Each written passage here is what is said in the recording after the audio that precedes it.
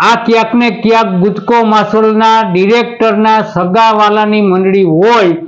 આ ગુજકો માસોલના તમામ ચેનલના અધિકારીઓ જિલ્લાથી માંડી અને અમદાવાદ સુધીના તમામ કિનાખોરી રાખી અને જુનાગઢ જિલ્લાની અંદર ભયંકર ભ્રષ્ટાચાર કરે અને કિનાખોરી। અમારા ઉપર જુનાગઢ જિલ્લામાં મગફળી ખરીદી બાબતે આક્ષેપો કરવામાં આવ્યા છે, સદંતર જૂઠા છે। એટલે મારા નામનો ઉલ્લેખ કરવામાં આવ્યો છે, એટલે કે નરેન્દ્રસિંહ પરમારનો અને બાકીના અધિકારીઓ। તો આવા ખોટા આક્ષેપો કરીને મને વ્યક્તિગત અને ગુજકો માસોલને જે રીતે બદનામ કરવાનો પ્રયાસ થયો છે, તો એની સામે 1 કરોડનો દાવો કરવો છે। આપણે ભાજપ અને કોંગ્રેસના ઝઘડાઓ તો ખૂબ જોયા છે। આ બંને મોટા ગજાના પક્ષ એકબીજા પર અવારનવાર આક્ષેપો પ્રતિ આક્ષેપો કરતા હોય છે, પણ હવે ભારતીય જનતા પાર્ટીના જે આંતરિક વિવાદો છે તે સમાચારની હેડલાઇન્સ બનતા જઈ રહ્યા છે। આજે આવો જ એક વિવાદ સામે આવ્યો છે। શું છે સમગ્ર વાત જાણીએ અહેવાલમાં। નમસ્કાર, BSN TV ન્યૂઝ પર હું છું આપની સાથે નિધિ ગઢવી। ભાજપના ધારાસભ્યએ જ ગુજકો માસોલ પર મગફળીની ખરીદીમાં ગોલમાલના આક્ષેપ લગાવ્યા હતા। ધારાસભ્ય અરવિંદ લાડાણીનું કહેવું હતું કે જુનાગઢ જિલ્લામાં ગુજકો માસોલના ડિરેક્ટરો ભ્રષ્ટાચાર કરી રહ્યા છે। ત્યારે હવે આ મામલે નવો વળાંક આવ્યો છે, કારણ કે અરવિંદ લાડાણીને હવે દિલીપ સંઘાણીએ આ બધા આક્ષેપોનો જવાબ આપ્યો છે।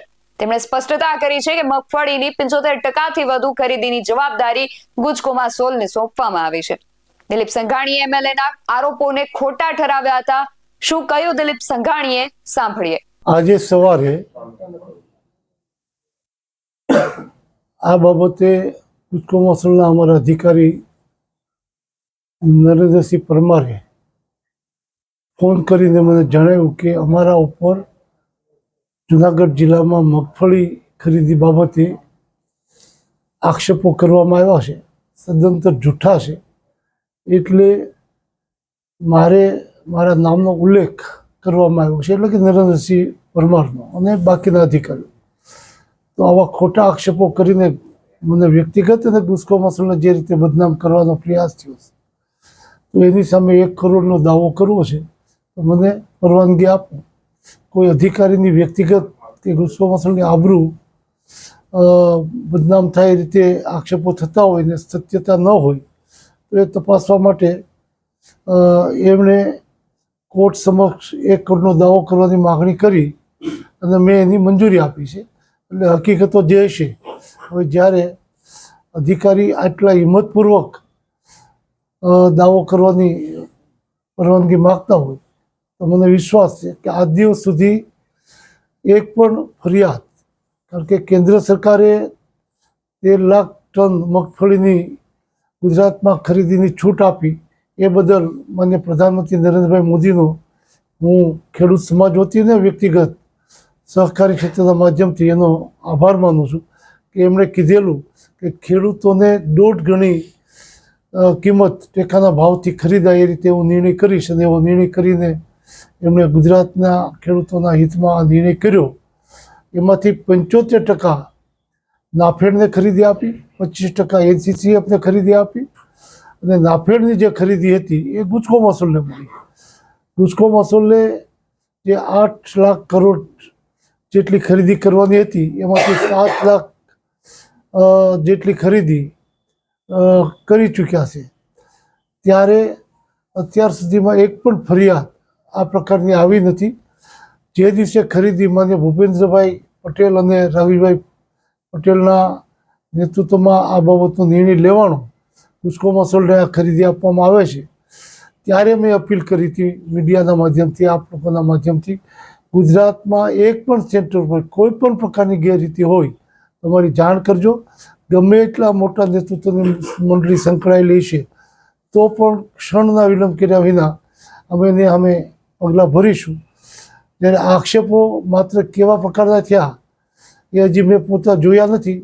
નરેન્દ્રસિંહ પરમારે ફોન ઉપર જે મને જણાવ્યું કે અમારા ઉપર આક્ષેપ થયા છે, પરવાનગી આપો, અને જો એમાં ઇન્ટરનલ પણ ઇન્ક્વાયરી કાંઈ કરવા જેવી છે તો એની પણ અમે ઇન્ક્વાયરી કરીને જે કોઈ દોષી થશે એની સામે પગલાં લેવામાં આવશે। સવાલ એટલો છે, આ ખરીદીમાં બારદાન સમયસર જે મળવા જોઈએ એ મળતા નહોતા, એની ફરિયાદો મને વારંવાર અલગ અલગ સેન્ટરોથી આવતી, પણ ખરીદી નાફેડની હતી। અમે શરૂઆતમાં ટેન્ડર બહાર પાડ્યા ત્યારે નાફેડે અમને એવું કીધું કે આ બારદાન અમે પૂરા પાડીશું, અને સમયસર બારદાન નહોતા હોતા તો મેં નાફેડના ચેરમેન જેઠાભાઈને પણ આ અંગે ટેલિફોનિક વાત કરી, અને એમણે પણ કડકાઈથી નાફેડના અધિકારીઓને સમયસર બારદાનો મળે એ પ્રયાસો કર્યા. એમાં જે એક અધિકારીની જવાબદારી હતી એમને સસ્પેન્ડ પણ કર્યા, અને ઝડપથી બારદાનો આવે એવો પ્રયાસ એમના તરફથી પણ થયો. પણ જે બારદાનોનું ઉત્પાદન અને માંગ હતી એ પ્રમાણમાં પૂરતા બારદાનો નથી આવ્યા, અને એટલા માટે એ ફરિયાદ હોય તો એમાં કરપ્શન કે ગેરરીતિ ન કહેવાય, કારણ કે નાફેડ તરફથી બારદાનો જ ઓછા આવતા હતા તો સમયસર બારદાનો પૂરા નથી પાડી શક્યા. આમ છતાં નિયમિતપણે ખરીદી સમગ્ર રાજ્યમાં કરવામાં આવે છે. રાજ્ય સરકાર પણ એની પર દેખરેખ રાખતી હોય છે એની પાસે ફરિયાદ જાય તો, અને ગુજકો મસૂલ પણ આ બાબતમાં સાવચેતીપૂર્વક ખરીદી થાય અને કોઈ જગ્યાએ ફરિયાદ ના આવે કોઈ પણ પ્રકારની. તેમણે કહ્યું કે ગુજકો મસૂલમાં ભ્રષ્ટાચાર, ગેરરીતિ અથવા અન્ય કોઈ પણ પ્રકારની ખોટી બાબત પરસ્પર લાગુ નથી થઈ.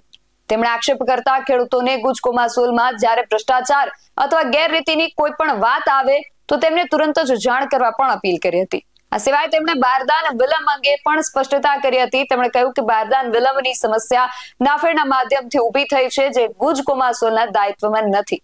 તેમનું કહેવું હતું કે નાફેડની જવાબદારી હેઠળ બારદાન પૂરા પાડવાના હતા, પરંતુ મોડા પૂરા પાડાતા એક અધિકારીને સસ્પેન્ડ પણ કરવામાં આવ્યા છે.